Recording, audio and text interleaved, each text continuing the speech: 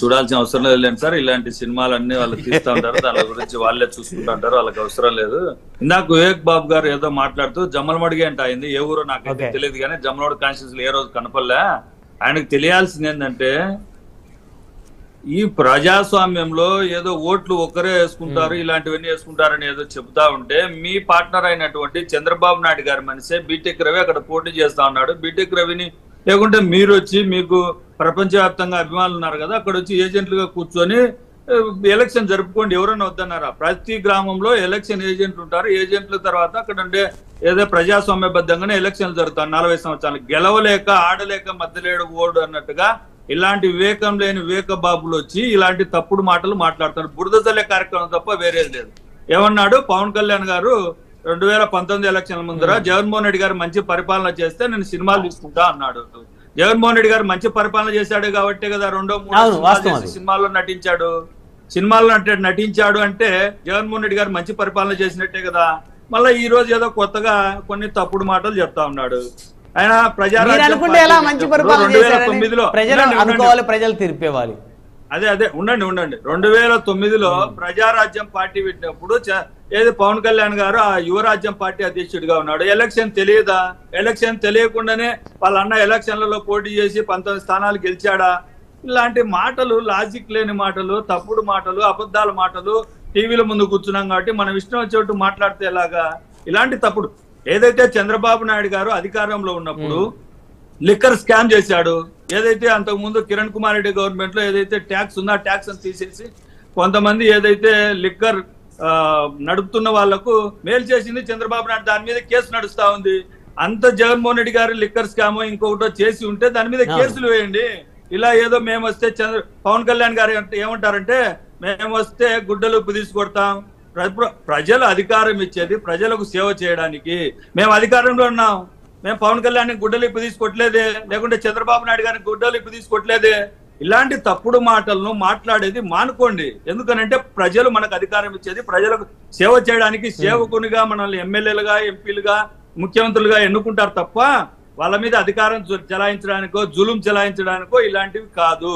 Corona కాలంలో ఎక్కడున్నారు? Corona 3 సంవత్సరాల కరోనా వస్తే జగన్మోహన్ రెడ్డి గారి రాష్ట్రంలో ప్రజలను తన కన్నబిడ్డల వలె చూసుకున్నాడు.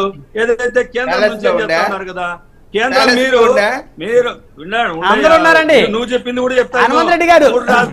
అన్ని పార్టీలు సర్వీస్ చేశాయి, మీరు ఒక్కలే కాదు. చంద్రబాబు నాయుడు గారు ఏదో కోర్టుకెళ్ళింది. జగన్మోహన్ రెడ్డి గారు జగన్మోహన్ రెడ్డి గారు కరోనా సమయంలో తమ సొంత డబ్బులు ఎంత ఖర్చు పెట్టారు? భారతి రెడ్డి గారు తమ సొంత డబ్బులు ఎంత ఇచ్చారు? ఇవ్వకుండా ఉండి హనుమంత్ రెడ్డి గారు, చంద్రబాబు నాయుడు గారు మళ్ళీ ఎస్సీ ప్రతినిధిగా వచ్చి నువ్వు మాట్లాడుతా ఉన్నావు. చంద్రబాబు నాయుడు జగన్మోహన్ రెడ్డి గారు కరోనా సమయంలో తమ సొంత డబ్బులు ఎంత ఖర్చు పెట్టారు? తమ సొంత డబ్బులు ఎంత ఖర్చు పెట్టారు కరోనా సమయంలో? హనుమంత్ రెడ్డి గారు తమ సొంత డబ్బులు ఎంత ఖర్చు పెట్టారో చెప్పండి. జగన్మోహన్ రెడ్డి గారు బ్రహ్మనాయుడు గారు ప్రజలు ఉండండి సార్. ఎవరైనా ప్రభుత్వం అధికారంలో ఉన్నప్పుడు చంద్రబాబు నాయుడు గారు అంతకు ముందు ఏం చేశాడో ప్రజల కోసం అని అడుగుతా ఉంటారు. సమయం లేదు, దయచేసి కంక్లూడ్ చేయండి. 2024 ఎలక్షన్లలో జగన్మోహన్ రెడ్డి గారు ముఖ్యమంత్రి అవుతారు. దీంట్లో ఆలోచన చేయాల్సిన అవసరం లేదు. తెలుగుదేశం పార్టీ ఎమ్మెల్యే అభ్యర్థులే జగన్మోహన్ రెడ్డి గారు 120 సీట్లతో గెలుస్తారని పందాలు పెడుతున్నారంటే జగన్మోహన్ రెడ్డి గారి ప్రపంచం ఏ విధంగా ఉందో మీ ద్వారా తెలియజేస్తున్నాను.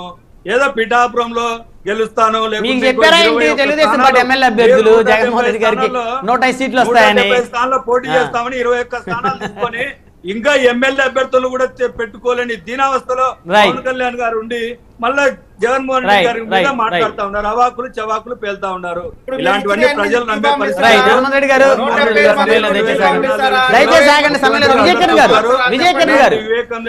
గారు మీరు ఆగాలి, ఇంకా దయచేసి ఆగాలి, మీరు దయచేసి ఆగాలి, దయచేసి ఆగండి. దయచేసి విజయ్ కిరణ్ గారు కంక్లూజన్ ఇవ్వండి అంశానికి సంబంధించి.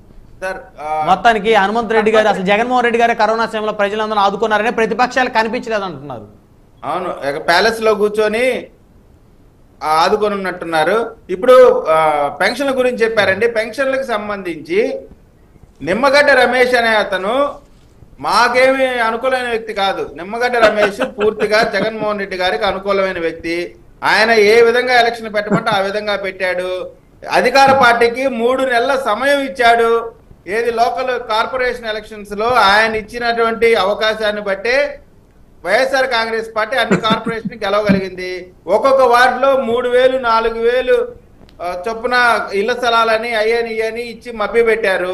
అదేదో మంచి స్థలాలు అనుకొని చెప్పి మభ్య పెట్టడం ద్వారా వాళ్ళు ఎన్నికల్లో లబ్ధి పొందారు. నిమ్మగడ్డ రమేష్ అనే అతను తెలుగుదేశం పార్టీకి సంబంధించిన అభిమాని కాదు. ఆయన మాకేం ఉపయోగం లేదు, అతను మాకేం వర్క్ చేయాలి. ఆయన ఏ హెల్ప్ చేసినా జగన్మోహన్ రెడ్డి గారి పార్టీకే హెల్ప్ చేశాడు నిమ్మగడ్డ రమేష్ గారు. అందుకని మీరు మీ మనిషిని కూడా మీ మనిషి అని చెప్పుకోలేకపోతా ఉన్నారు హనుమంత్ రెడ్డి గారు. ఎస్సీలకు సంబంధించి అది ప్రజలందరికీ తెలుసులే. హైదరాబాద్ లో పార్క్ ఎత్తులో ఎవరెవరు గెలిచారు, ఎవరెవరు ఆయనతో రహస్య భేటీలు చేశారో అది ప్రజలందరూ చూశారు. ఎన్నికల